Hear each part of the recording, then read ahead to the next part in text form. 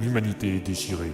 Alors que l'Exode, composé de plusieurs millions de personnes, vogue au travers de la mystérieuse déchirure du temps et de l'espace que l'on nomme la passe de Magellan, sur Materwan, la planète d'origine, une lutte de pouvoir féroce oppose le contre-amiral Pophéus à Monsieur R pour le poste de chancelier suprême sur fond de guerre entre les services de sécurité et l'organisation terroriste connue sous le nom des mutualistes.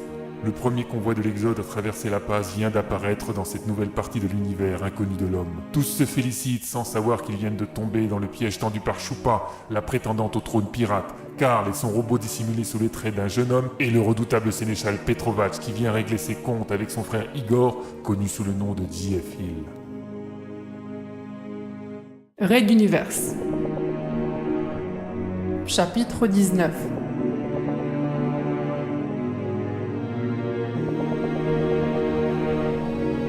Requiem.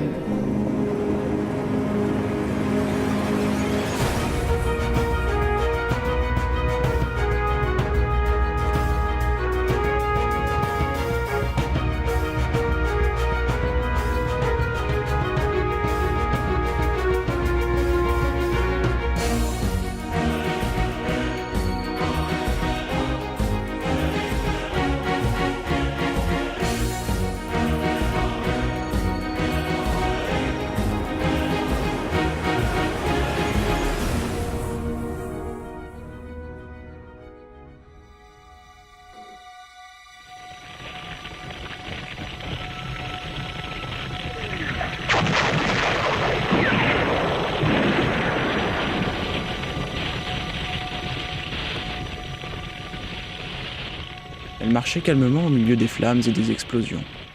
Pour ses grands yeux d'enfant, tout ceci était fascinant et terrifiant. Telle une proie devant un des hamsters cobras de la ménagerie de son père, elle avançait vers son destin, insensible aux dangers mortels. Soudain, un homme en feu surgit d'une coursive invisible. Son corps n'apparaissait qu'au travers de flamèches rougeoyantes, mais elle devinait une bouche ouverte et des orbites vides.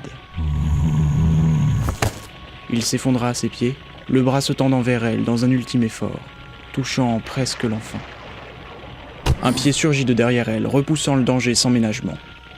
Un bras vif le suivit et enlaça l'enfant, la plaquant contre un corps vigoureux et protecteur qu'elle savait être celui de son oncle Karl. Le pirate répondit aux yeux étonnés par un sourire, vite effacé devant la concentration de sa tâche. Ils traversèrent au ralenti son ancien monde dévasté, celui de ce vaisseau où elle aimait courir et jouer à se cacher avec ses amis de l'équipage. Une paume lui caressa la joue. Elle se retourna tout étonnée. Son père avait du sang coulant de sa chevelure. Des mots incompréhensibles sortirent, pour elle, des lèvres un peu desséchées de celui qu'elle avait toujours accompagné. Puis, la trace rouge carmin d'un baiser sur son front, et son père qui s'éloignait. Ou était-ce elle qui reculait ? Son père ne semblait plus bouger. Karl, toujours, refermant un sas, l'attachant dans l'unique fauteuil d'un espace trop exigu, et s'accroupissant en la couvrant de son corps. Le choc du largage, puis plus rien.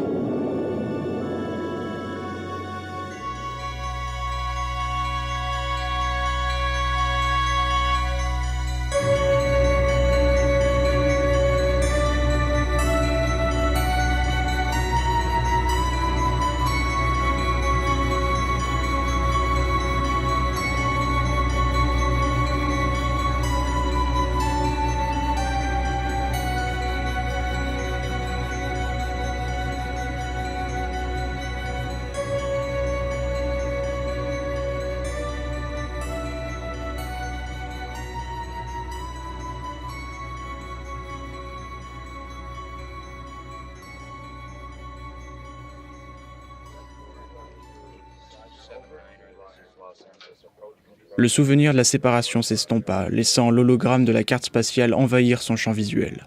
De son astéroïde creusé des galeries et transformé en base secrète, Choupa supervisait la plus grande attaque coordonnée de l'histoire des pirates. Des milliers de guerriers attendaient dans les couloirs des hangars, prêts à se jeter sur leur proie, et 3 barges géantes les traînaient vers eux, avec plusieurs dizaines de troupes d'assaut déjà en pleine bataille. Toutes les grandes familles pirates étaient présentes dans ce qui deviendra le point de départ de l'union folle imaginée par son père. Toutes ensemble, derrière une seule bannière, la création d'une 3e vraie force qui compterait dans cette région de l'espace. Leur cible n'était rien de moins que le plus grand mouvement de population de l'humanité, la première vague de ce que l'on a appelé l'Exode. 3 des 7 immenses transporteurs venaient de sortir nonchalamment de la passe de Magellan après un périple de plusieurs semaines. Et ils se croyaient en sécurité. Grossière erreur. Chupa avait personnellement placé un transpondeur multispatial à l'intérieur d'un des géants d'acier. Et elle avait pu les suivre à la trace. Où qu'ils sortent de ce côté de l'univers, elle le saurait et préparait consciencieusement le comité d'accueil. L'autre face du plan, c'était son Karl bien-aimé, son père par substitution, qui la menait.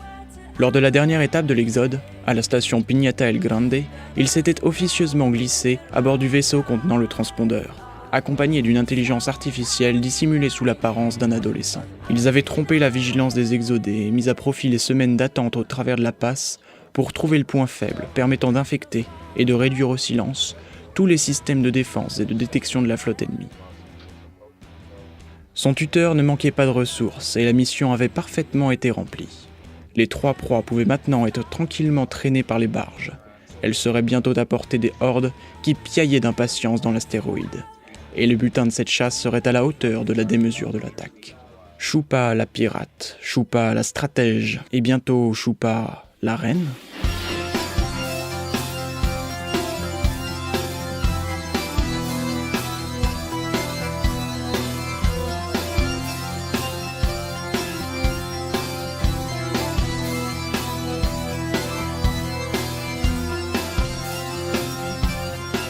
Elle avait une vengeance à assouvir, la mort de son père ne restera pas impunie, et les assassins de la ceinture de Rabbit paieront le prix fort. Elle en avait fait le serment. Chupa allait entraîner une armée pirate dans sa croisade, et c'était aujourd'hui son baptême du feu. S'approchant de l'hologramme où s'imprimait la vision, malheureusement très incomplète de la bataille, elle repassa encore en revue les plans. Karl bloquait l'Exode, Chupa et toute l'armée arrivaient sur zone, les barges contenant les troupes de choc harponnaient les 3 transporteurs et les rapprochaient du gros des pirates dans l'astéroïde. L'objectif des hommes déjà au contact était double. Assurer la paralysie des transporteurs en prenant le contrôle des compresseurs dimensionnels et des centres de commandement, et anéantir les résistances les plus vives et les soldats en armes pour simplifier le travail des fossoyeurs dans l'astéroïde. Les rapports arrivaient, et pour l'instant rien de très inquiétant n'était signalé. On reconnaissait pourtant les tactiques de défense intelligentes des anciens soldats et rebelles composant l'Exode. Plutôt que d'affronter les pirates, ils reculaient, bloquant tous les accès avec suffisamment de lest pour compliquer la tâche des assaillants, même armés des redoutables araignées à antimatière qui perçaient tout. Soudain, Chupa eut une appréhension. Et si cette méthode pour gagner du temps cachait quelque chose d'autre ? Je veux un scan complet de cette zone à 360 degrés. Contactez nos guetteurs et tous nos espions. Je veux savoir si les proies attendent une aide quelconque. Et je veux tout cela très vite. Elle avait encore assez de répondants pour faire face à quelques imprévus. Et on lui avait bien confirmé que Materwan ne bougerait pas le petit doigt pour aider l'Exode. Enfin, aucun convoi particulier n'avait précédé ou suivi l'Exode. La passe imposant une latence de plusieurs semaines dans les nouvelles, on ne pouvait qu'espérer. On lui tendit 2 rapports. Les chefs des attaques donnaient les dernières informations. Seul un ne jouait pas le jeu de la communication, évidemment. Comment pouvait-il en être autrement ? Relancez le sénéchal Petrovac. Contactez ses subordonnés si besoin. Il nous faut des nouvelles. C'est une priorité. Petrovac, le chef pirate le plus puissant et le plus redouté. Celui qui avait perdu de sa superbe, alors au sommet de sa puissance, en se cassant les dents sur l'Exode une première fois. C'était un solitaire, typiquement un caillou dans l'engrenage si bien huilé du plan global de la pirate. Un jour, il faudra qu'elle s'en débarrasse, mais pas tout de suite. Il avait son utilité dans ce genre de moment, et malgré l'absence de rapport, elle ne doutait pas de la réussite de la mission assignée au géant gros. Il était connu comme l'invaincu, celui qui n'avait que rarement été blessé au combat, et n'avait jamais perdu une attaque, quelle qu'elle soit. Chupa sourit. La légende pouvait bien dire ce qu'elle voulait. La cicatrice sur le visage du sénéchal prouvait qu'au moins une fois, quelqu'un lui avait résisté et l'avait atteint. Était-ce lié au fait qu'il avait expressément demandé à être à la tête de l'attaque de ce transporteur ? Nul ne le savait, et en fin de compte, cela importait peu, du moment que ses commandos faisaient correctement leur travail. Et cela, Chupa n'en doutait pas une seconde. Et ces balayages de la zone alors ? Où en sont-ils ? Aboya-t-elle sur ses opérateurs. Allez, une bonne nouvelle, juste pour se rassurer.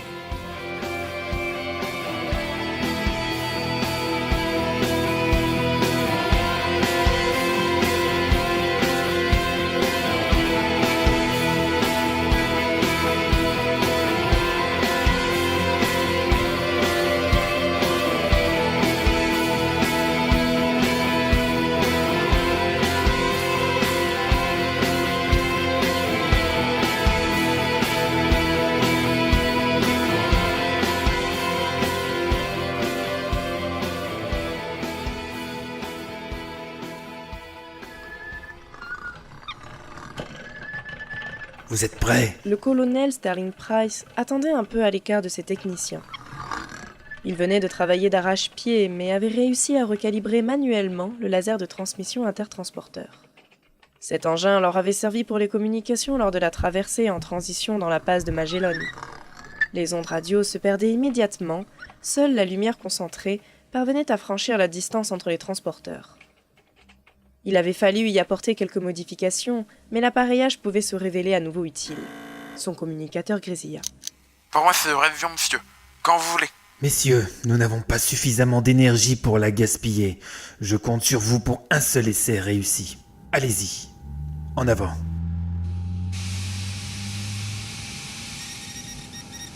Un ronronnement, puis quelques clics. Ce fut tout. Il se tourna vers un des petits hublots de la petite salle. À quelques kilomètres devant eux, le transporteur numéro 7 du commandant Benkana. Lui aussi était traîné par une barge vers l'astéroïde des pirates. D'après les calculs de ses techniciens, le laser devait frapper exactement l'une des verrières de la salle de commandement, se réverbérant à l'intérieur plusieurs fois. Des séries de séquences de lumière se répétant d'une manière particulière. Le bon vieux langage ancestral binaire, codé basiquement et transmettant dans le cas présent 3 mots. Navette, fréquence, d'urgence. Il devait comprendre, il le fallait. Tourner le laser vers le transporteur de JF Hill représenterait une consommation de temps et d'énergie colossale qu'il ne pouvait pas se permettre. Benkana devait donc saisir le message. Il saisit son communicateur. Alors, Rien pour l'instant, monsieur. On émet, mais pas de réponse de l'autre côté. poursuivez. Nous allons relancer un appel au laser. Nouveau ronronnement, puis de nouveau quelques clics.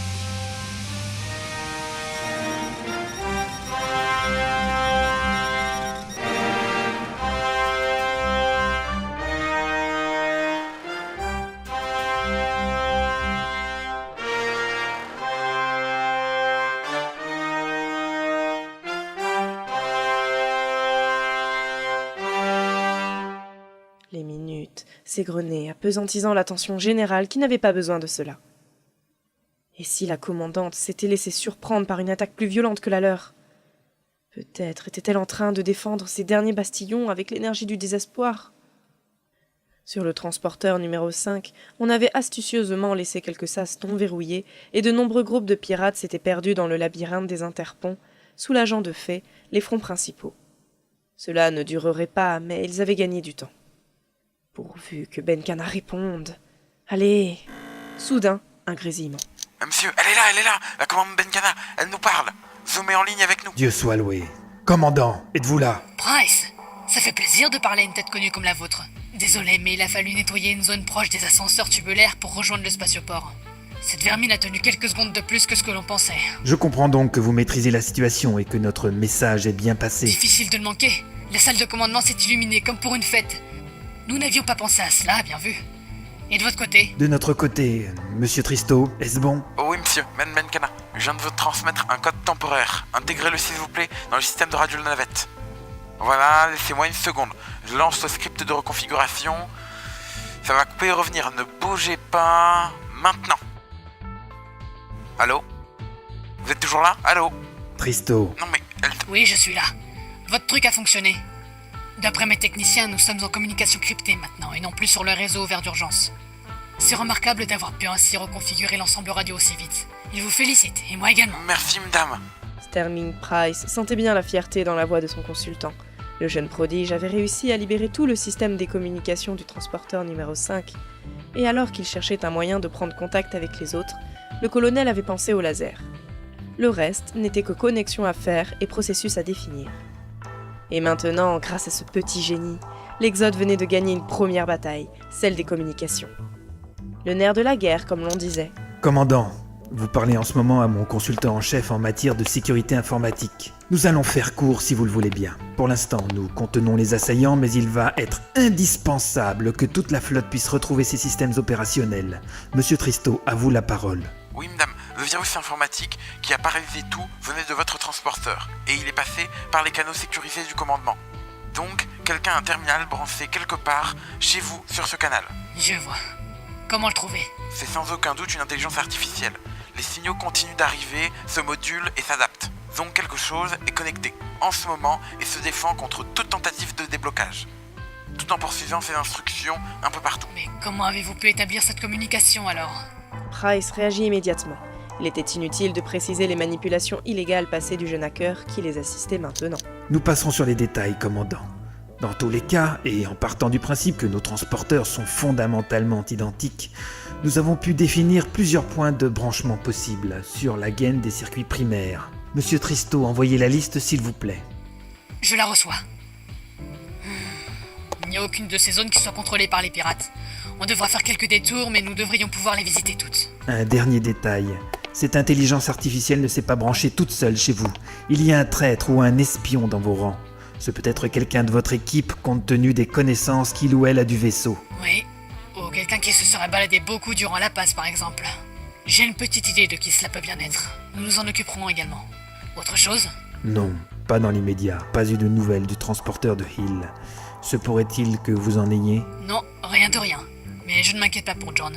Nous le connaissons tous deux, il donnera du fil à retordre aux assaillants, quels qu'ils soient. Excusez-moi de vous interrompre, mais lorsque vous couperez l'IA du réseau, j'enverrai par le même canal un contre-virus qui réactivera assez vite les systèmes, même chez Monsieur Hill.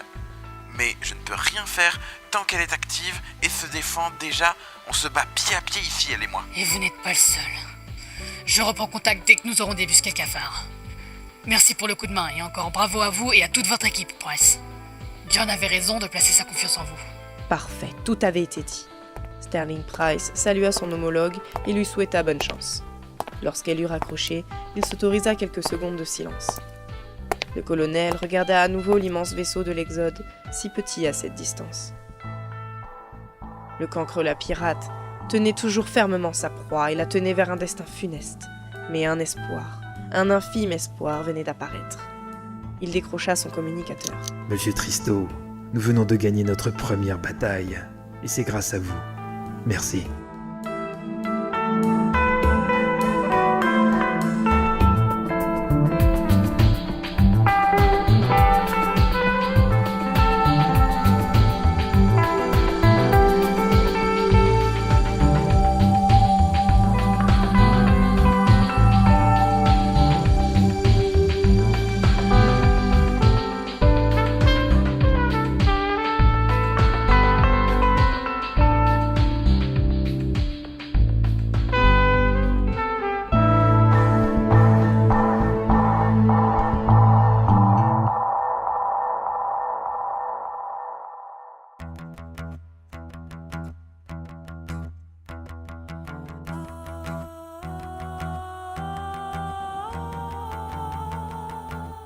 Petrovac ne sciait pas, et, ce que sa mitrailleuse ne pouvait transpercer, sa gigantesque hache le réduisait en lambeaux. Les exodés avaient enfin décidé de se défendre. Une barricade levée à la hâte, une petite troupe bien armée, l'un des chemins principaux pour atteindre le centre de commandement. Le feu nourri de leurs adversaires avait décontenancé ces hommes, et il avait fallu, une fois de plus, que le sénéchal montât en personne à l'assaut des débris accumulés, utilisant un petit véhicule de levage pour enfoncer la ligne de défense et se jeter dans la masse de ses ennemis. « Allons, Igor, serais-tu désespéré ? Ils sont nombreux, certes, mais tu sais parfaitement qu'ils n'ont pas les moyens de nous arrêter, aussi courageux qu'ils soient, bien plus que mes poltrons de pirates. Ce n'est pas à toi que j'apprendrai la stratégie. Alors qu'as-tu donc en tête ?» 2 discrets corridors étaient ouverts dans un coin et les exodés fuyaient par ces espaces peu visibles.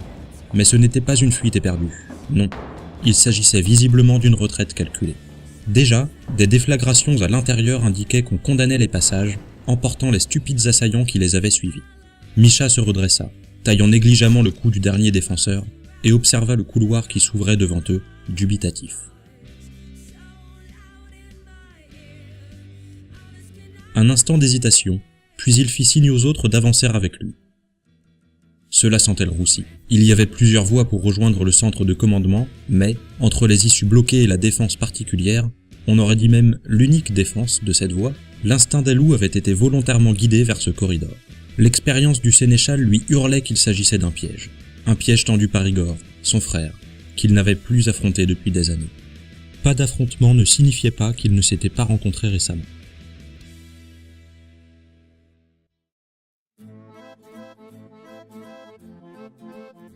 Une goutte de sang de Petrovac s'écrasa sur le sol comme au ralenti. Certains exodés en furent surpris.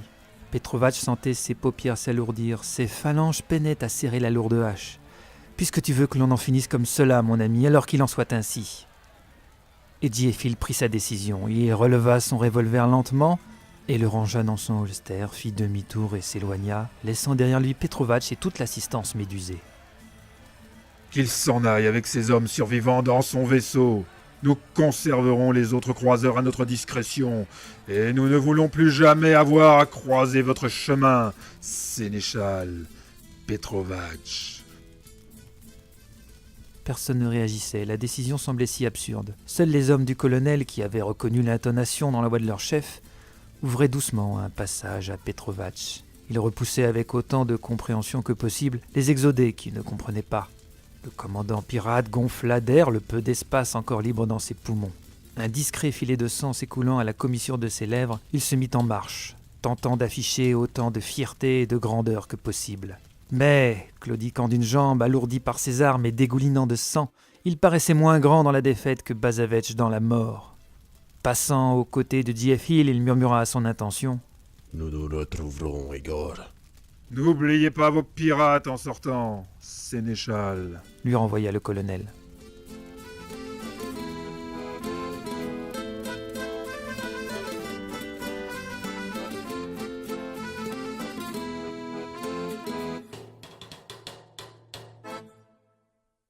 La blessure avait eu le temps de guérir. Ce n'était désormais qu'une cicatrice de plus devant lesquelles s'extasiaient ses compagnes de couche. Mais l'autre cicatrice, morale, de ses retrouvailles teintées d'une cuisante défaite avec son demi-frère, ne se refermait pas. Au contraire. Elle était brûlante et le faisait hurler durant ses nuits de cauchemar. Igor, le frère qu'il avait chéri, celui qui lui avait marqué le visage à jamais d'une profonde balafre, son frère, l'avait humilié une nouvelle fois, lui l'indomptable, l'indestructible, Misha le puissant. Il avait perdu 2 de ses plus grands duels, et il était bien décidé à rompre le cycle aujourd'hui. Le géant pressa le pas, accélérant le rythme de la progression de tous.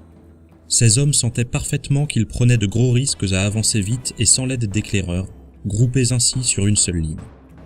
Mais le sénéchal Misha Petrovac connaissait son adversaire et, d'une manière ou d'une autre, c'était un combat loyal qu'il leur réservait.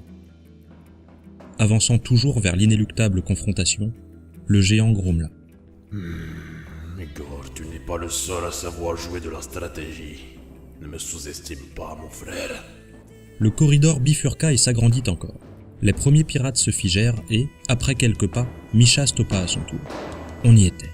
Devant eux, une quantité assez impressionnante de métal, de bois, de poutres, d'objets hétéroclites avaient été soudés, scellés, encastrés les uns dans les autres en une masse protégeant tout le sas d'entrée de la salle des commandants. Mais ce n'était pas cet amas qui attirait le plus les regards.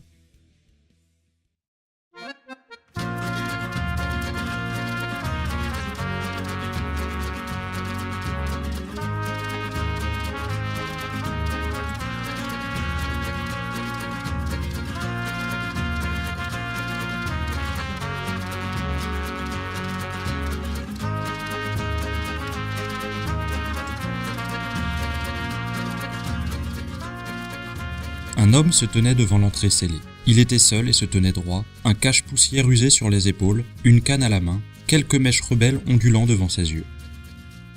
Igor, alias John Fitzgerald Hill, se dressait seul contre tous, en un improbable rempart.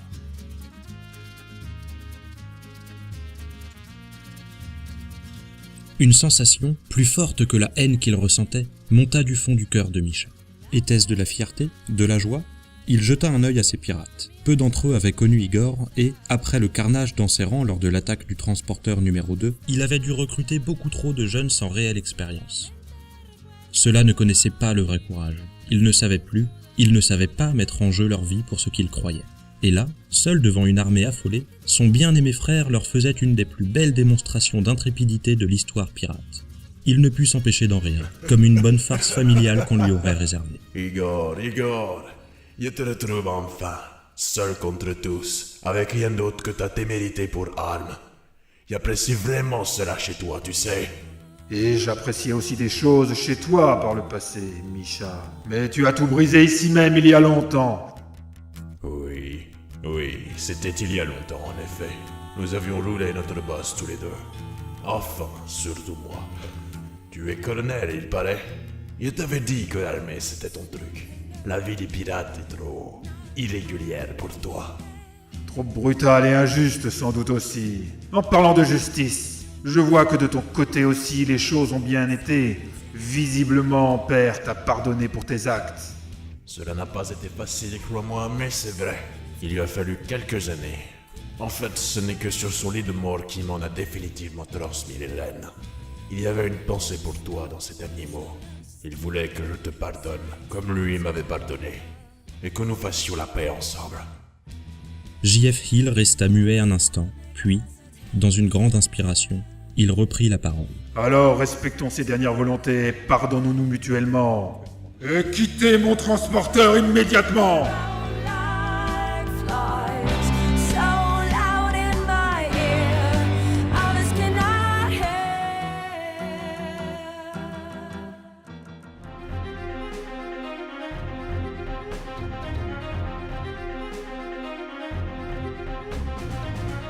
Le sénéchal repartit d'un grand rire devant l'affront.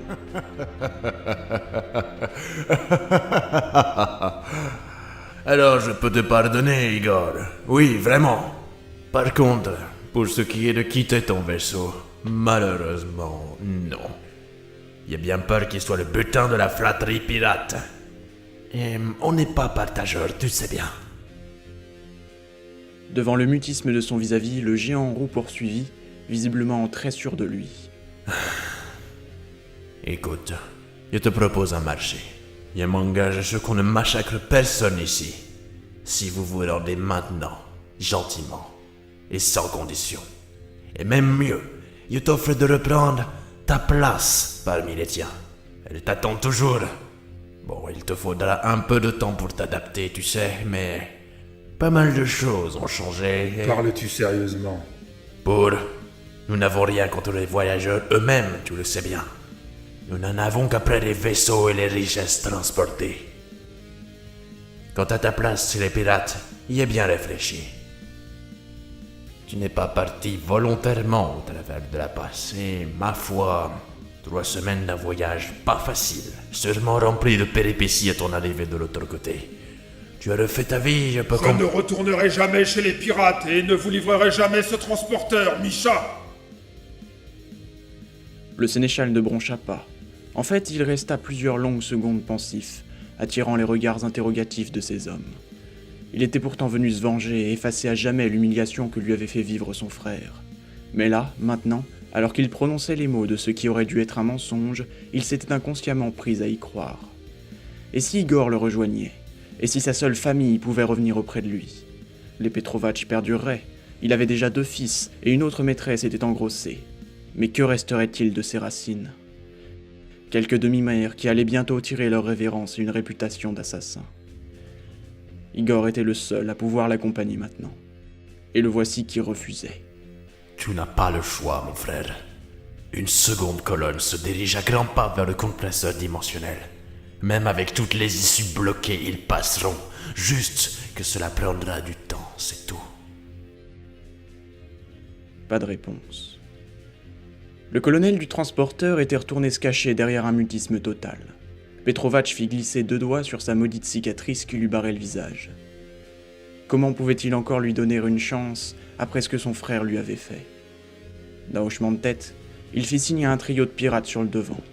Ces hommes avancèrent prudemment vers l'officier qui leur barrait le passage, puis, comme l'autre ne réagissait pas, ils se jetèrent sur lui. Rapide comme l'éclair, la crosse de la canne sculptée accueillit le premier au milieu du visage, lui brisant le nez, brouillant sa vue. Le second se pliait déjà en 2, l'entrejambe écrasée par la pointe métallique d'une des bottes de J.F. Hill. Le troisième entraîna le colonel dans un roulé-boulé, mais ne s'en releva pas, assommé par 2 directs en pleine mâchoire. Misha ne put, à nouveau, réfréner un sentiment de fierté devant ce frère qui se redressait et replantait sa canne exactement là où elle était précédemment, attendant la suite. Un sourire en coin, il fit signe à un duo d'aller affronter leur ennemi à leur tour. Les autres hésitèrent, se regardèrent un instant, puis coururent en hurlant, épées pointées en avant. L'une feinte avec sa canne, J.F. Hill passa au travers des pointes acérées et réduisit ses 2 adversaires au silence en leur décochant 2 coups de coude nets au menton. Puis, Posément, il reprit sa place, droit, face à la meute. Le sénéchal était impressionné. Igor n'avait rien perdu de sa hargne, mieux, il s'était diablement amélioré en combat au corps à corps. Les 2 tests avaient été concluants, il était inutile de poursuivre. D'ailleurs, un coup d'œil permettait de jauger de l'inquiétude croissante chez ces hommes. Les pleutres priaient en ce moment leur dieu de ne pas être les prochains sur la liste à affronter le frère de leur commandant. On pourrait bien sûr lancer tout le monde en même temps, Igor serait rapidement débordé. On pourrait également le neutraliser d'une rafale dans les jambes et l'expédier illico dans un caisson de stase en direction de sa demeure passée. Mais ce ne serait pas rendre hommage au guerrier qu'il était, à ce courage indomptable que rien ne pouvait arrêter. Igor, assez joué. Et ne suis pas stupide. L'avancée des colonnes pirates se fait en minant au fur et à mesure des ponts. D'un claquement de doigts, je peux décider de couper ton bel engin en petits bouts. Et ces petits bouts en plus petits bouts encore.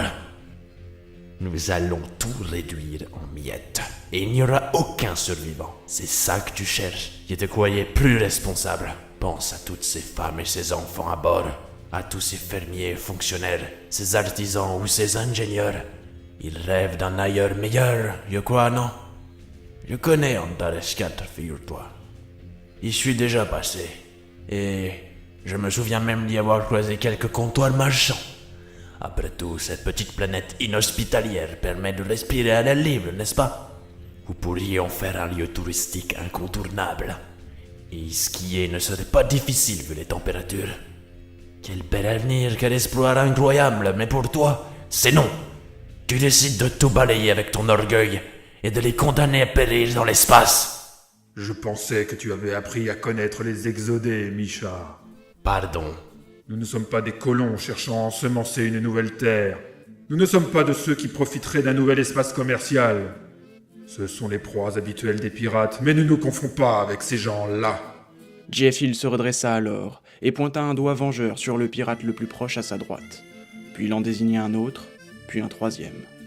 Toi, et vous tous ici. Vous allez affronter des hommes et des femmes qui ont abandonné un régime de terreur pour créer un monde où la justice et la liberté seraient les formes primaires d'une nouvelle société.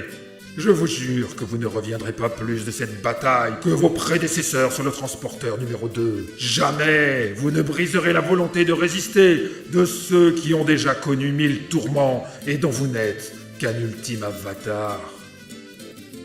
Misha, as-tu raconté à tes hommes comment des femmes se jetaient sur les épées de tes pirates pour permettre à leurs fils et à leurs maris de les atteindre? As-tu déjà raconté comment tu as été blessé grièvement par le baron Bazavetch alors qu'il ne t'affrontait qu'avec un fleuret? As-tu enfin raconté combien exactement d'assaillants sous tes ordres ne sont jamais revenus de ta folie? Vous tous ici, je ne vois plus rien que des morts en sursis, que des victimes de leur cupidité et de leur foi mal placée en un fou qui n'a jamais su s'arrêter. Et toi, Misha, je te défie de ton commandement. Moi, Igor le penseur, ton demi-frère, je prends tous ces hommes à témoin et je réclame le droit à la justice du sang.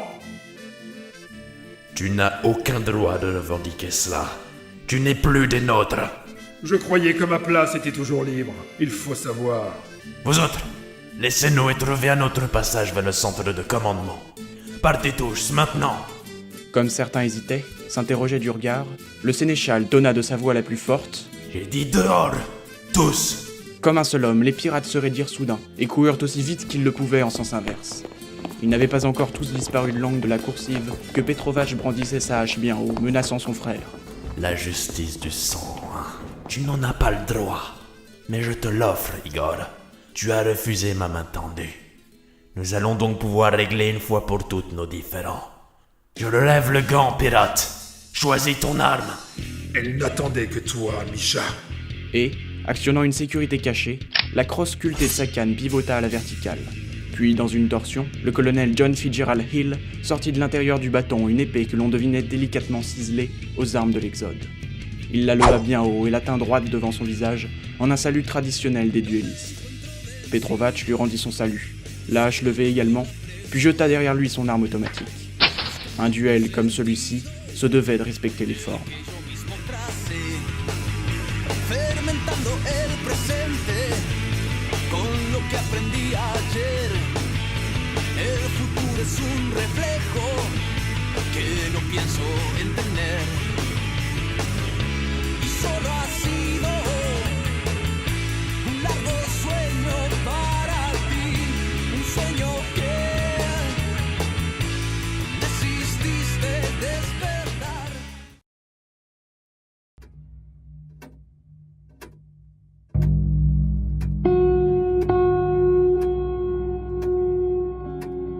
Le contre-amiral Pophéus se leva enfin du fauteuil de son bureau au ministère de la Sécurité.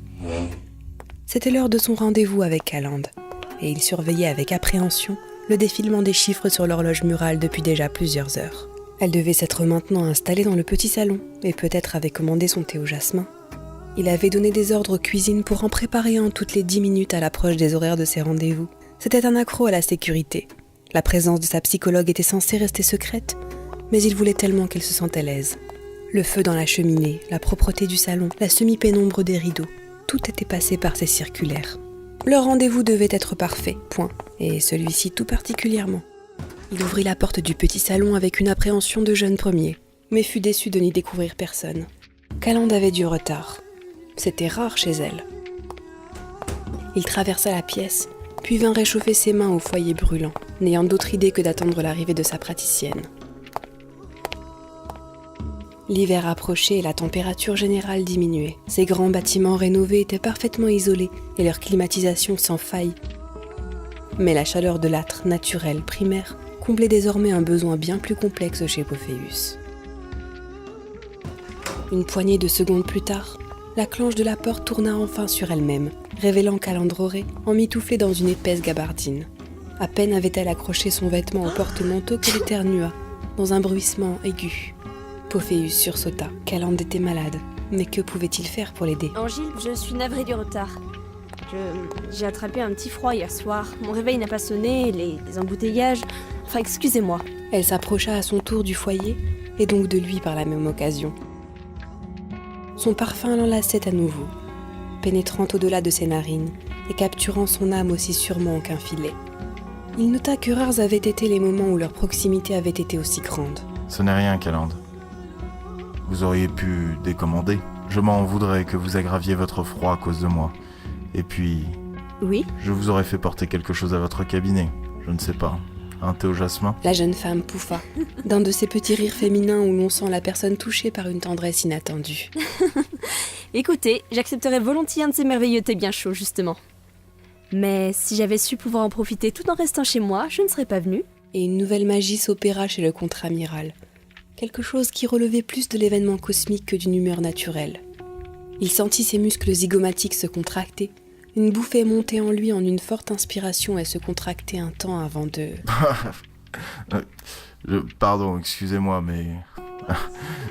C'était très drôle. Ah oui ? Vous m'envoyez... Ravi. Le serveur entra à ce moment et put assister à sans aucun doute une scène qu'il devra garder secrète, sous réserve de paraître affabulé sur son redouté supérieur. Le contre-amiral riait sincèrement avec une de ses invitées, au point qu'ils semblaient tous deux ne même pas s'être rendus compte de sa présence. Lorsque le ministre de la Sécurité l'aperçut enfin, celui-ci se recomposa immédiatement un visage pour demander qu'on leur laisse tout sur la table. Le domestique aurait pu penser avoir rêvé la scène précédente s'il n'avait pas ajouté un... Merci bien. Une fois la porte refermée, Anguilbe fit un geste à son invité, lui intimant d'attendre près de la cheminée. Il s'approcha de la théière et méticuleusement remplit une tasse en y ajoutant un sucre unique. Puis, la cuillère tournant lentement pour en diluer la douceur, il apporta le breuvage près de l'âtre. Angilbe, mais ne vous donnez pas toute cette peine. Je ne sais que dire. Alors je vous propose, Calande, de faire comme toujours. Laissez-moi parler. La jeune brune resta sans voix un instant, les yeux interrogateurs, puis porta la tasse à ses lèvres et but une première gorgée.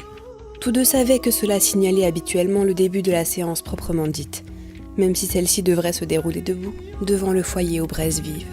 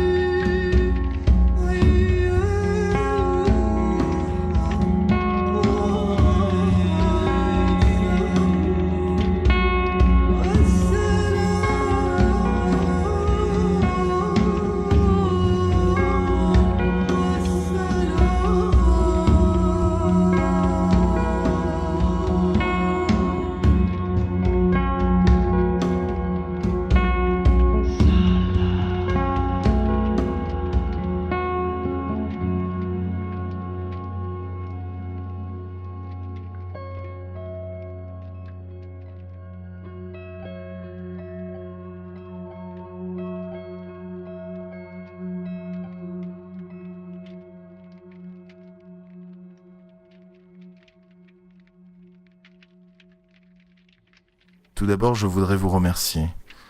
Nous avons fait un travail absolument remarquable, et il m'est difficile d'en ignorer les résultats. Quelque chose en moi a tout d'abord été remué, je dirais. Puis des fissures l'ont lézardé et il a commencé à fondre. Un peu comme si c'était mon âme que nous avions portée devant ce feu de cheminée. Mes sautes de réalité ont diminué, ce qui me permet d'être plus actif et pertinent dans mes activités journalières. En cela aussi, je vous dois beaucoup. Elles n'ont pas cessé, n'est-ce pas? Non, mais je ne vous apprends rien. Que voulez-vous dire? Elle venait de poser un peu trop vivement sa soucoupe sur le linteau, et sans vraiment qu'elle s'en aperçoive, sa respiration s'était accélérée. Pophéus remarquait maintenant des choses qui lui échappaient auparavant. C'était incroyable combien quelques difficiles souvenirs refoulés pouvaient vous transformer une personne. Suivant la suite de son programme, il préféra ne pas penser à ce qu'il faisait, et délicatement se saisit d'une des mains de sa vis-à-vis. Calande, je sais et je l'accepte. L'autre ne bougea pas. Ses yeux immobiles semblaient hypnotisés par ceux de l'homme mûr face à elle. Alors, Calande, quand la souris devient le chat, en quoi se transforme l'ancien prédateur? Pensa-t-il, en adressant à la belle ce qu'il réussirait de mieux en matière de sourire. Je ne vous en veux absolument pas, bien au contraire. Vous avez fait preuve de compassion ainsi que de professionnalisme en poursuivant ce but de m'aider à m'ouvrir à moi-même, même si cela impliquait de me cacher un aussi lourd secret. Depuis quand le savez-vous? Vous êtes intelligente. Vous devriez vous douter que je ne laisserai pas des analyses de ce genre dire des choses sur moi que j'ignorerais. Je l'ai su très vite et très discrètement. J'en ai les moyens. Alors vous... Non, je veux vous l'entendre dire. Peut-être ne parlons-nous pas de la même chose? Sans hésiter, laissant toujours parler son instinct plus que son esprit d'analyse, Anguilbe se rapprocha encore de la psychologue, soulevant la main de la jeune femme, tel un dernier rempart entre leurs deux visages. Je vais mourir.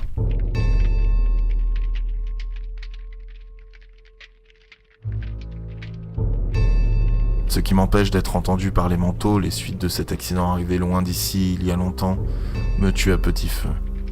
Et mon espérance de vie n'est que de quelques semaines, au mieux quelques mois. C'était cela l'origine physiologique de mes absences. Il embrassa lentement, un à un, le dessus des doigts offerts.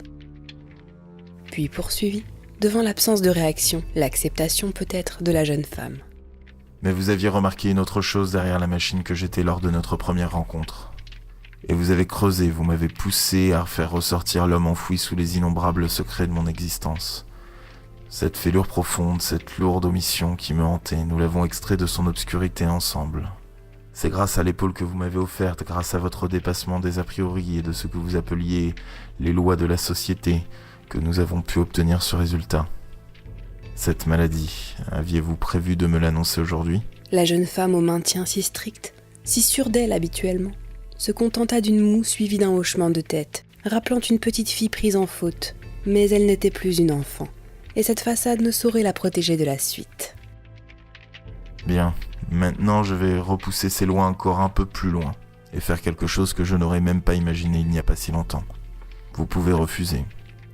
Anguilbe approcha son visage de celui de Calande, et délicatement, lui déposa un baiser sur ses douces lèvres. Elles étaient chaudes, tendres et accueillantes.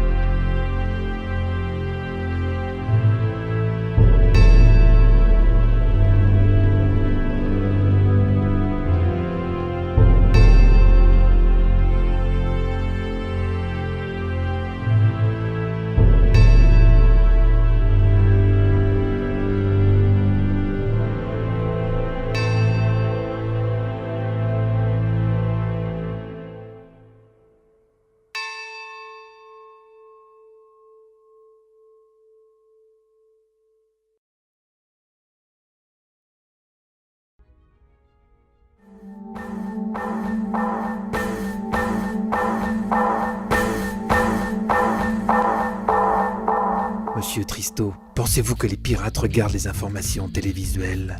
Pardon? Si vous avez une minute, je voudrais que nous descendions dans la cité intérieure. J'aurai quelque chose à vous y montrer. Oui, en fait, pouvez-vous me laisser un instant? Je termine de lancer un script et je suis à vous. Aucun problème. L'intelligence artificielle vous donne toujours du fil à retordre? Oh là là, oui, mais elle ne peut plus pénétrer dans notre transporteur. J'ai fini de nettoyer plus de la moitié de notre maison. Vous ne voulez toujours pas que je redémarre les générateurs? On pourrait, vous savez... Bien sûr, vous me l'avez déjà dit. Et que vous avais-je répondu? De garder l'interrupteur avec moi et d'attendre le moment propice. J'ai ici mon terminal relié au réseau. Il ne me suffit que de quelques secondes. Bon, on dirait que c'est parti. Le script tourne. Je suis à vous. Edmund éteignit l'écran de sa console. Vieux réflexe de hacker pour limiter les regards indiscrets. Et referma son terminal portable. Puis il rejoignit Sterling Price en vérifiant la mise en veille du système. S'il voulait pouvoir l'utiliser en quelques secondes, mieux valait s'assurer qu'il se rallumerait. Ils prirent des issues secondaires, descendirent plusieurs échelles de secours, longèrent quelques plateformes suspendues, avant de se retrouver sur une extrusion d'un mur d'enceinte, transformé en un large balcon, avec une vue imprenable sur la gigantesque cité intérieure. Plusieurs soldats, visiblement des officiers, l'attendaient, le visage fermé. On avait dressé quelques protections supplémentaires, ainsi que ses jumelles à focale surélevée, permettant de voir sans être vu. Monsieur Price, dites, c'est pas la cité intérieure qu'on devait protéger à tout prix pour les civils? Bonne mémoire, Edmund. En effet. Regardez là-bas, on poursuit l'évacuation vers les niveaux supérieurs. C'est risqué, mais je ne devrais... Une explosion rugit de l'autre côté de la cité. Puis une seconde. Certains officiers déclenchèrent leur talkie-walkie et firent signe au colonel d'un hochement de tête. Nos pirates sont pile à l'heure. Regardez là-bas. Vous voyez ces petits points noirs qui se déplacent? Mais ils entrent? On doit partir là, non? Comme pour confirmer son inquiétude soudaine, on entendit le sifflement de plusieurs balles qui ricochèrent sur la paroi autour d'eux. Mais ils nous visent? Certes, mais seulement avec ciseaux sous la main. Et plus dans l'esprit de tirer sur quelque chose que de nous cibler nous. Ne vous inquiétez pas, même une roquette n'entamerait pas ce blindage. Regardez là-bas, des servomoteurs de combat. Mazette, nos amis ont mis tous leurs moyens dans cette attaque de la cité intérieure. D'après les rapports, il n'y en avait 4 et les voici. Saviez-vous, Edmund, que le colonel J.F. Hill en avait récupéré un lors de la bataille du transporteur numéro 2? Lui et ses hommes étaient arrivés alors que son équipe en terminait le montage. On entendait de nouvelles explosions, des rafales d'armes automatiques qui fusaient de plus en plus profondément dans la cité intérieure. Les pirates progressaient, alors que les derniers civils étaient évacués au loin. Edmund Tristo regarda le vieux colonel affable. Celui-ci ne semblait pas outre mesure inquiet, et racontait avec délice comment Hill avait retourné l'arme des pirates contre eux. Même les officiers gardaient leur calme, malgré l'avancée inexorable des envahisseurs du transporteur. Quelque chose lui échappait. Mais quoi?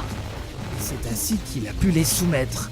John est sans doute le seul adversaire qui m'ait jamais battu sur le terrain, et c'est mérité, croyez-moi. Ah, je me souviendrai toujours de... Oui, on est prêt. Ah, parfait. Edmund, je vous raconterai la suite plus tard, mais dites-moi, vous êtes bien pâle. Pouvez-vous toujours réactiver les générateurs? Oui, monsieur, mais les pirates, là? L'informaticien pointait du doigt les zones où de grands panaches de fumée noire montaient s'écraser contre le plafond, s'accumulant tel un ciel nuageux prêt à libérer sa pluie. Sterling Price fronça les sourcils devant la masse sombre et demanda à ses subordonnés si les hommes présents là-haut pouvaient gérer la situation. On lui répondit par l'affirmative avec quelques échanges radio. Parfait, Edmund, préparez-vous. Une minute vous suffira-t-elle? Oui, attendez, connecté, le code était déjà prêt, c'est quand vous voulez. C'est beau l'informatique des fois, une rapidité exemplaire. Préparez-vous, nous attendons un dernier signal sur le terrain. Ces pirates sont de rudes gaillards, courageux, batailleurs, mais il leur manque clairement des notions de stratégie. Ils se sont tous rués dans la cité intérieure, sans même se rendre compte qu'on leur en ouvrait grand le passage. Ils croient probablement être sur le point de faire tomber le transporteur. Et non. Le voisin d'Edmund, un capitaine moustachu, eut un petit sourire méprisant, mais ne répondit pas plus que le commandant du transporteur. En tout cas, pas directement. Monsieur Tristo, vous n'avez toujours pas répondu à ma question de tout à l'heure. À votre avis, les pirates regardent-ils les informations télévisuelles? Je sais pas, non, sans doute. Voilà le signal. Eh bien, ils vont le regretter. Lancez les générateurs, mon ami, et finissons-en. Le jeune homme lança la commande et 2 petites secondes s'écoulèrent avant que les néons géants surplombant l'immensité intérieure ne percent les épaisseurs de fumée et n'inondent de lumière la ville attaquée. Presque immédiatement, des centaines de petites explosions retentirent le long de la voûte. Certaines étaient cachées derrière les fumées, d'autres parfaitement visibles. Le chewing-gum, bien sûr! Hurla Edmund Tristo, comprenant enfin. On venait de faire sauter tous les réservoirs de mousse ineffugeante, et des tonnes de produits se déversaient maintenant dans les rues de près d'un tiers de la cité intérieure. Les quantités étaient bien supérieures à celles de la révolte au chewing-gum, événement de colère communautaire que Sterling Price avait stoppé en douceur, en paralysant la foule des manifestants sous des quantités ciblées de mousse ineffugeante à prise rapide. Cette fois, on ne prenait pas de gants avec ceux que l'on visait. Certains allaient se noyer sans aucun doute. De la mousse submergeait de petits empilements de conteneurs, pompeusement appelés immeubles, et des flots engloutissaient les corridors et les petites rues secondaires. Les tirs de mitrailleuses et les explosions stoppèrent net, laissant place à des cris de douleur ou de rage. Messieurs, lancez les stockades. Prononça gravement le colonel. Quelques ordres talkie-walkie, et un long et large cri de guerre se propagea dans toute la cité intérieure. D'abord murmure, ce fut vite un brouhaha évoquant plus la mort que la victoire. On criait, on tirait, et sans doute pire. Des troupes en armes pénétraient par l'armée d'où les pirates encore libres tentaient de refluer, les taillant en pièces. De l'autre côté, on neutralisait définitivement ceux accessibles en surface de l'énorme masse rose. Tristo était effaré. Il entendait plus qu'il ne voyait le déferlement de haine. On tuait les pirates assaillants par groupe. On vidait ses chargeurs à l'aveugle au travers de l'épaisseur de mousse maintenant durcie, où d'autres attaquants prisonniers s'asphyxiaient depuis quelques minutes déjà. C'était un massacre, un pur et simple massacre. Il se tourna vers Sterling Price, lentement, redécouvrant le vieil homme qui lui parlait de courage et de stratégie, quelques heures plus tôt. L'autre sentit son regard et le lui rendit. Il n'était pas heureux, non, c'était évident. Mais il semblait bien impuissant à arrêter les horreurs perpétrées par ses propres hommes. Tout au plus déglutit-il, puis quitta le balcon par le corridor derrière eux. Dites-leur que nous aurons besoin d'un maximum de prisonniers. Venez, monsieur Tristo, les navettes tubulaires doivent à nouveau fonctionner. Rentrons au centre de commandement ici. Tout est presque fini.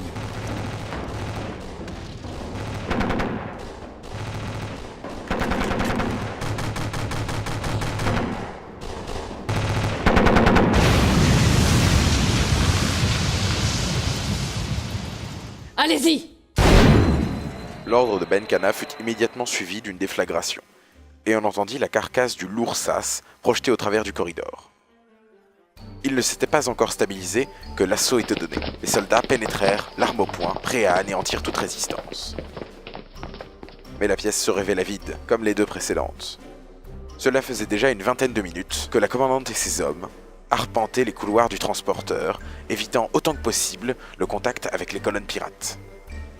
Compte tenu du temps, qui s'écoulait bien trop vite, elle avait décidé qu'une ouverture, en douceur, des sas ne serait pas assez efficace. C'était donc à l'explosif que l'on frappait aux portes des pièces à visiter. Son communicateur grésilla. Aurora, un rapport de Sterling Price. Ils ont repoussé les pirates. Price est vraiment impressionnant. Et nous, comment ça se passe? La technique frontale semble fonctionner. Ils ne s'attendaient pas à ce que l'on leur livre une bataille aussi acharnée. Mais les pertes sont terribles. Elles le seront plus encore si les rats atteignent la cité intérieure. Azala, on est en guerre. Et je la mènerai avec toi. Mon père ne m'a pas préparé à cela, c'est tout. Et le troisième nœud de transmission? Vide, comme les deux précédents. C'est à se demander si on perd pas un temps près. Un rapport vient d'arriver du pont au-dessus de votre position. Une colonne pirate aurait été aperçue se dirigeant vers le niveau inférieur. Aurora, il risque d'arriver sur vous. Effectivement, on entendait une multitude de bruits de bottes et quelques tirs sporadiques résonnant le long des coursives. Pirate confirmé, il s'approche. On va tenter d'éviter le contact. Silence radio d'ici là, terminé. Sur quelques gestes bien précis, elle fit passer le message, et toute la petite troupe recula, se dissimulant autant que possible dans le décor. En armant son revolver, Aurora s'inquiéta de la porte du sas tordue en travers du corridor. Elle était difficile de faire moins discret pour signaler leur présence. Comme s'ils l'avaient entendu, les premiers éclaireurs apparurent, au premier coude du couloir. Ils avançaient prudemment, faisant signe au gros de la colonne que la voie était libre.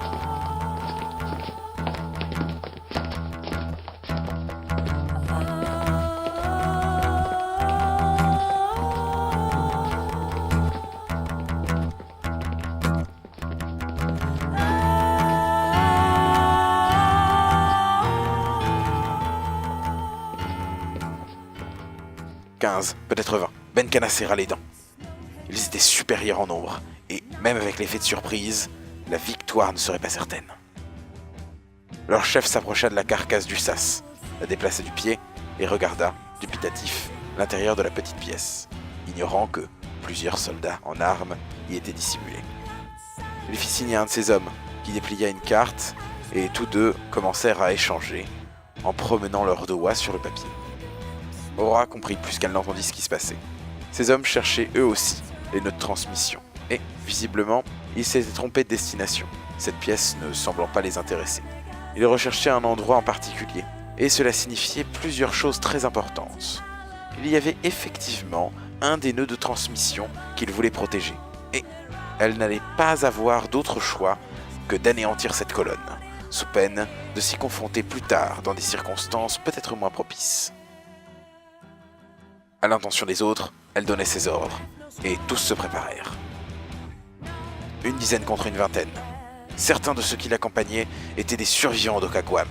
Ils avaient connu l'enfer des troupies X et la jungle. Ces pirates ne les impressionneraient pas.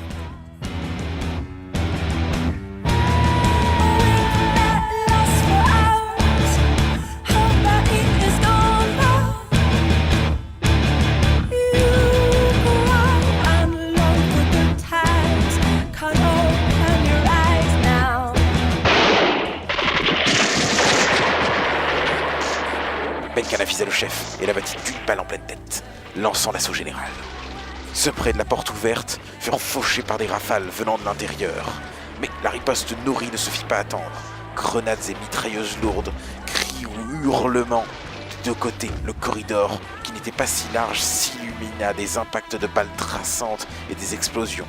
Comme Aura le craignait, le rapport de force n'était pas en leur faveur. D'autant que l'arrière-garde de la colonne arrivait, augmentant le nombre d'assaillants quand elle comptait déjà ses pertes.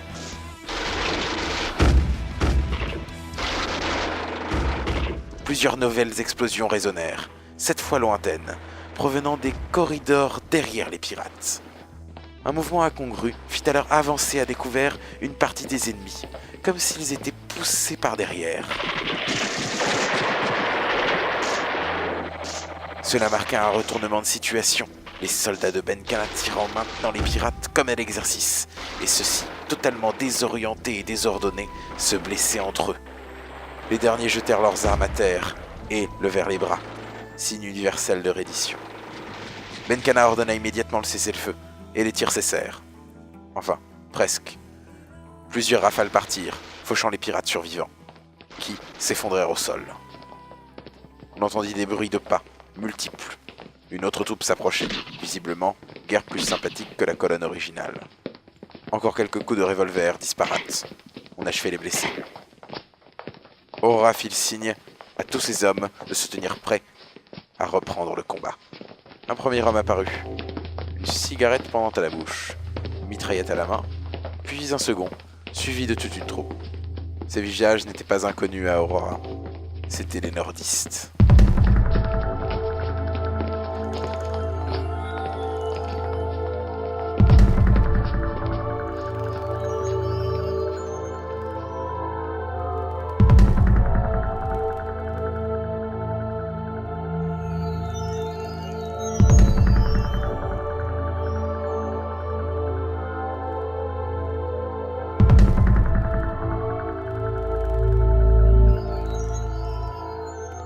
Un bonhomme d'un certain âge passa enfin l'angle du corridor et d'une voix forte à l'accent inimitable appela la commandante. Madame Benkana, êtes-vous là?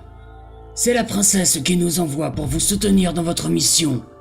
Est-ce qu'il y a quelqu'un? Vous deux, cherchez des survivants et mettez-moi des partisans dans les couloirs adjacents. Madame Benkana, nous venons vous aider. Il y a encore quelqu'un de vivant ici? Aura sortit de sa cachette, seule. Elle avait bien pris garde de demander à ses hommes d'attendre en embuscade.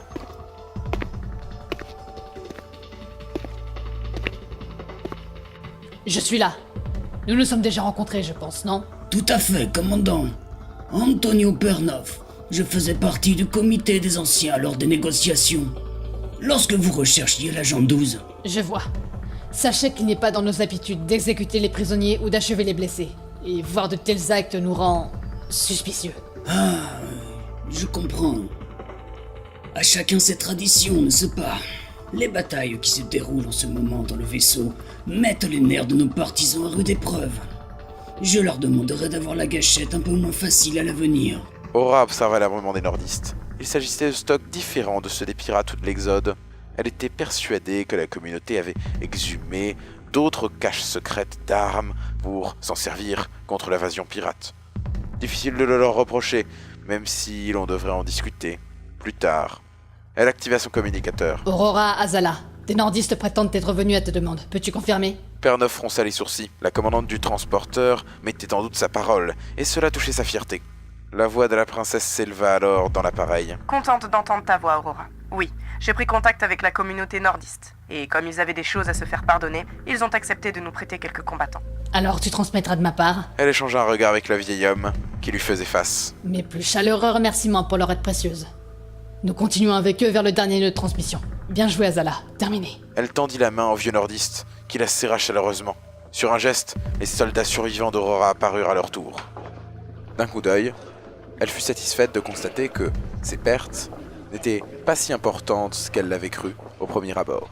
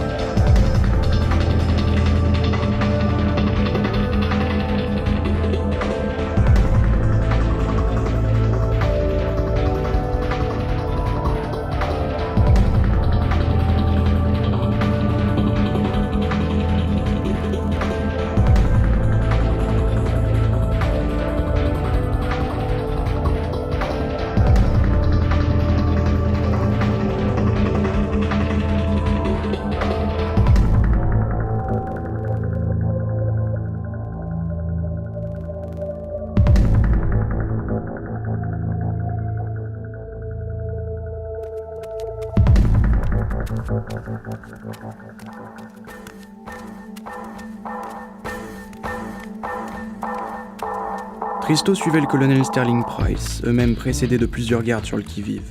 Le long tubule que les pirates avaient utilisé pour pénétrer dans le transporteur numéro 5 était devenu le passage obligé pour les troupes conquérantes de Price.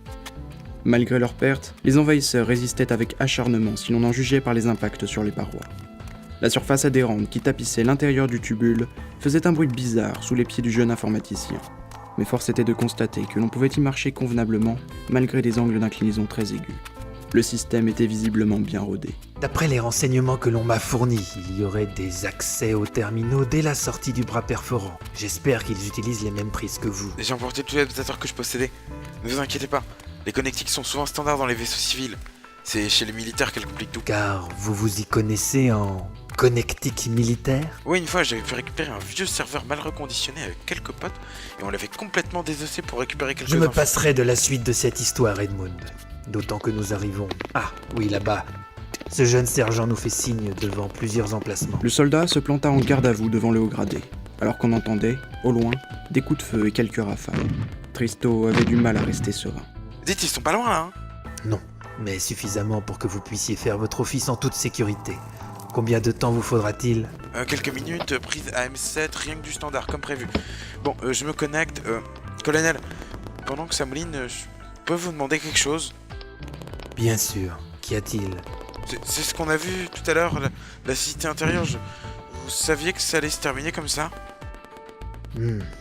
Tout dépend de ce que vous entendez par terminer comme ça. Bah, toutes ces morts, même pas de prise de prisonniers. Les soldats tuaient tout ce qui bougeait, sans chercher à faire preuve d'humanité. Tristo baissait la voix devant le regard désapprobateur du sergent qui les gardait. Le colonel fit un signe au soldat qui s'éloigna de quelques pas. Edmund, j'aimerais vous dire que je n'aurais pas pu éviter ce bain de sang. que la peur insufflée par l'attaque pirate et leur fureur au combat avaient enragé mes hommes, au point de les rendre incontrôlables. Mais non, il y a eu un ordre direct pour neutraliser définitivement une majorité des troupes assaillantes. C'était voulu. Mais pourquoi? C'est monstrueux. L'Exode, c'est pas ça. C'est le régime Castix. C'est la royauté, je sais pas. Mais c'est à cause de vous. Ne comprenez-vous donc pas? Mais quoi? Il en avait lâché son sac par terre. Heureusement, le terminal portable était déjà posé et ses scripts déroulaient leur flot de données sur l'écran verdâtre. Vous m'avez expliqué qu'un accès à l'intérieur de cet appareil vous permettrait de lancer une contre-attaque dans le réseau mère utilisé par les pirates. Nous ne pouvions envisager une prise, même partielle, de leur vaisseau, avec tout un pan de nos troupes bloquées par la garde et la surveillance de centaines de prisonniers, sans parler de la reprise en main des ponts encore occupés. Edmund sentait un sanglot lui monter du fond de la gorge. Il bredouilla. Mais vous, ce terminal, ce qu'on est en train de faire, c'est... est la raison du carnage auquel nous avons assisté. Oui, mon ami, j'en suis navré. Le colonel posa une main sur l'épaule du jeune homme. Celui-ci regardait les symboles parcourir son écran, ses sanglots devenant nausées.